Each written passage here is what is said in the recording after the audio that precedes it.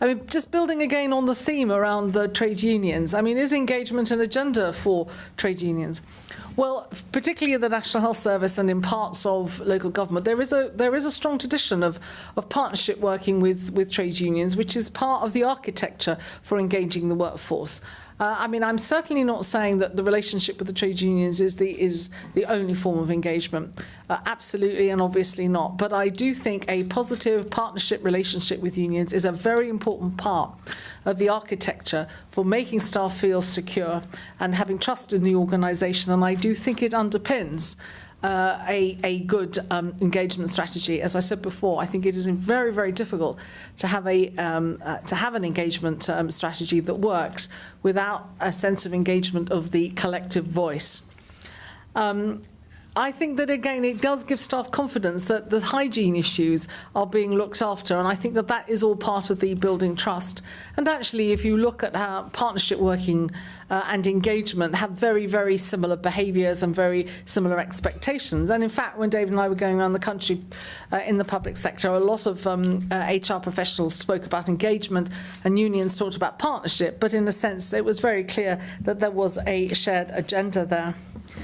So, as I sort of said before, after the budget, it's without this sense of strong relationships with the workforce.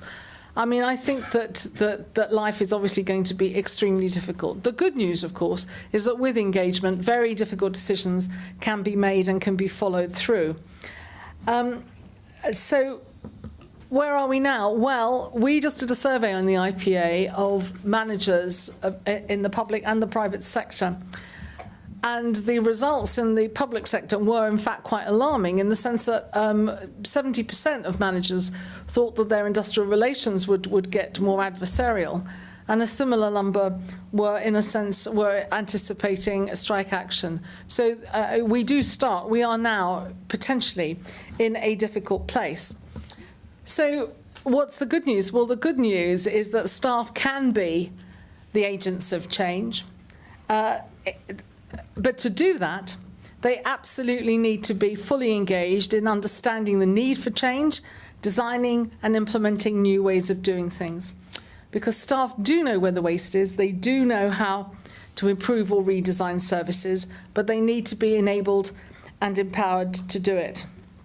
And that's why I think that one of our key tasks is to agree the principles of how change is going to be happen, and they need to be explicit and they need to be mutually developed with staff, and the behaviours about how we are going to get through this next difficult time need to be explicit.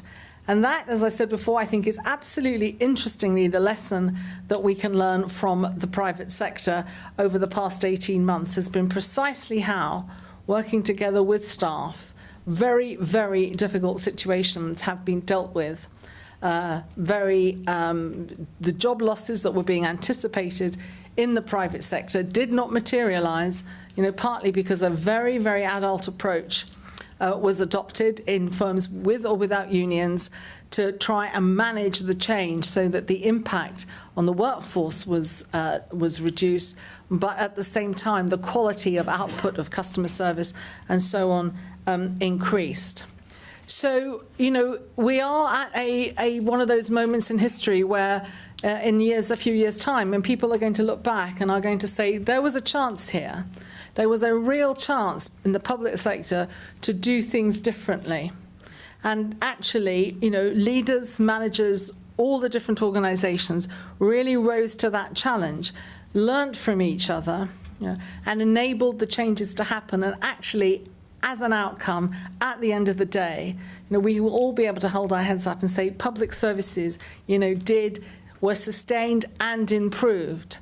And I think that, a lot of people absolutely do believe that is possible.